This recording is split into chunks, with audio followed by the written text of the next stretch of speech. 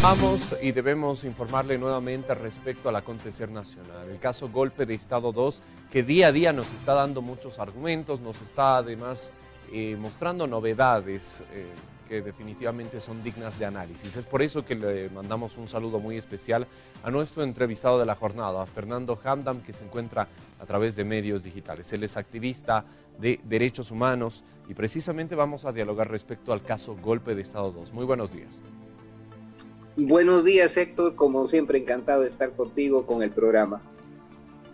Nosotros tenemos el gusto de poder entrevistarte, Fernando. Debemos hablar acerca de este rechazo de parte del tribunal respecto a la presentación de las pericias de las partes, lo cual al momento ha allanado el camino para poder tener una sentencia no solo en contra de Yanine Áñez, sino en contra de ex jefes militares y policiales. Entre ellos estaría también Yuri Calderón. Coméntanos, Fernando, ¿por qué se da este rechazo? El fundamento del caso es el que complica toda la situación. Como se menciona desde el inicio, acotar un proceso solamente a los días 10, 11 y 12 de noviembre es criminal. Vulnera el mayor sentido universal del procedimiento penal. Existe una definición que se llama intercrímenes, el camino al crimen, donde se establecen claramente las causas, el origen de una situación que desemboca en un ilícito. En este caso no se toma en cuenta ese sentido, lo planteamos el otro día con el ejemplo de la charola en la mano. Es lo mismo que hablar hoy de un accidente que se suscita por cruzar un semáforo en rojo y se toma desde el momento, el proceso quiero decir, desde el momento que el vehículo pasa en rojo, ¿no? Pero pueden haber atenuantes, puede haber circunstancias, puede haber habido una ambulancia atrás, pero todo eso es desconocido.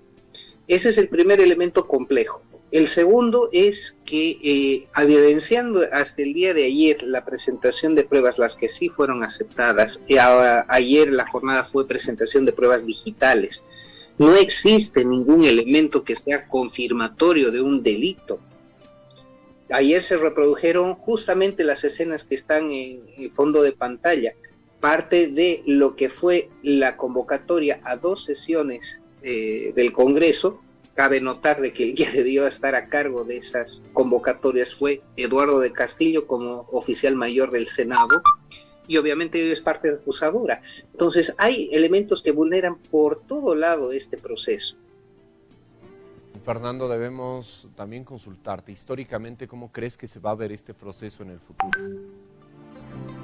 Este es el primer punto negro en la historia jurídica boliviana de esta primera mitad de siglo. El caso que podía ser el más importante de la historia moderna hoy está siendo, intuimos de que será una sentencia condenatoria por el direccionamiento tanto de las partes como del tribunal, como de la dimensión del proceso. Este proceso no tiene desde origen el mínimo sentido. ¿Qué es lo que queda como posibles defensas, ¿no? Precisamente la acción de inconstitucionalidad concreta que presentó la expresidenta Áñez la anterior semana, obviamente denotando los vicios de nulidad del proceso, desde la definición hasta la ejecución. La parte acusatoria no ha podido demostrar, en el caso de los militares, complicidad o conspiración. En todo caso, quienes tienen la verdad material de la interacción política para haber tomado decisiones, que eso es lo que se cuestiona en el caso militar, están ausentes. Yuri Calderón por parte de la policía, y del lado de los militares, Williams Calimán, Sergio Orellana, que fue el siguiente comandante, Fernández Toranzo. Esos personajes que tienen esa interacción directa no son responsables. Y cabe notar dentro del contexto, no se toca de manera profunda, no permiten que se toque de manera profunda por estas acotaciones.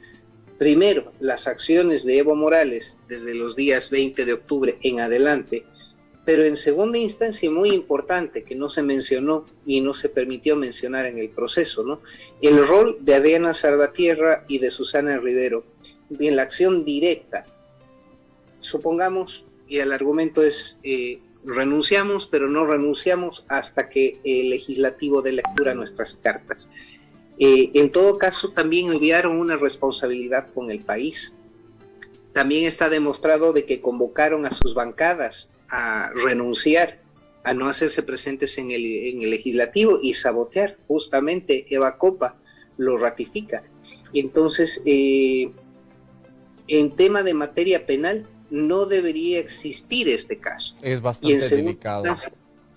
Pero estamos así es. seguros también de que hay opiniones que al momento solo están echando más leña a la hoguera, entre ellas las del fiscal Mejillones, por ejemplo, que ha afirmado que espera un dictamen de 12 a 15 años como mínimo. Esto de manera anticipada. ¿No será tal vez, como lo decíamos el otro día, Fernando, un relato de una caída o de una sentencia anunciada? Correcto. La primera vez que el fiscal vuelve a aparecer desde la instalación del juicio dando una nota de prensa y con esa agudeza, eso que significa presión al mismo tiempo que una convocatoria social, y me imagino que hoy las vigilias en el Tribunal Departamental de La Paz serán masivas. En este caso también está pidiendo una pena máxima sobre un delito inexistente. Está absolutamente direccionada, la posición del fiscal ha estado direccionada desde la elaboración de la demanda. Si uno entiende claramente cuáles son los argumentos, un fiscal acusador debería tener al menos los indicios suficientes para establecer un proceso. Pero en este caso, desconociendo, en el caso de los militares como mayor ejemplo, las normas, los procedimientos, la ley orgánica de las Fuerzas Armadas, la jerarquía y el orden de mando, se ha atrevido a anunciar acciones individuales y directas. Esto debió pasar primero por un proceso sumario militar. Ellos conocen su ordenamiento y ellos podían llegar a una conclusión y derivar después a un ministerio público para que haga las siguientes acciones. En este caso la evidencia es clara, ¿no? Saltan un procedimiento para que una fiscalía no experta en la ley orgánica de las Fuerzas Armadas, ni tampoco en la cadena de mando, en su organización, conformación y responsabilidades, ha dado el salto cualitativo al desastre, a este desastre jurídico, ¿no? Pero que para el ignorante, como yo, como cualquier ciudadano que no entiende cuáles son las connotaciones de esa línea de mando, que las decisiones no son arbitrarias, evidentemente podría existir responsabilidad. Ahora, el caso de la responsabilidad atenuada, pongámosle que sí se vulneró el reglamento de debates de la Cámara Legislativa. 12 a 15 años, el fiscal está asumiendo de que la responsabilidad es la máxima responsabilidad en el incumplimiento de deberes, sin contar lo que se viene mencionando, la crisis social, la crisis país, la convulsión y evidentemente la colaboración para el caos generado propuesta por el movimiento al socialismo. Fernando, debemos consultarte también respecto a lo que va a acontecer tan solo en unos días nada más. ¿Habrá un fallo? ¿Las partes podrán apelar al mismo? Ese es un derecho universal. ¿Puede existir la apelación? Por supuesto que sí. Lo muy difícil es en una sentencia política, si hablamos en términos prácticos, que se revierta por la presión política y por la presión de las partes interesadas, la presión social de las bases del mismo movimiento al socialismo, que lo que les interesa es una condena a Yanine Áñez, sobre todo. Acá hay una manipulación clara desde el inicio del proceso, ¿no?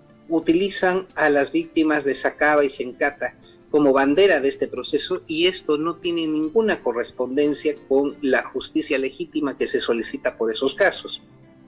Vale decir, a Yanine Áñez la están juzgando en la vía ordinaria como la senadora que incumplió deberes. Esa es la acusación.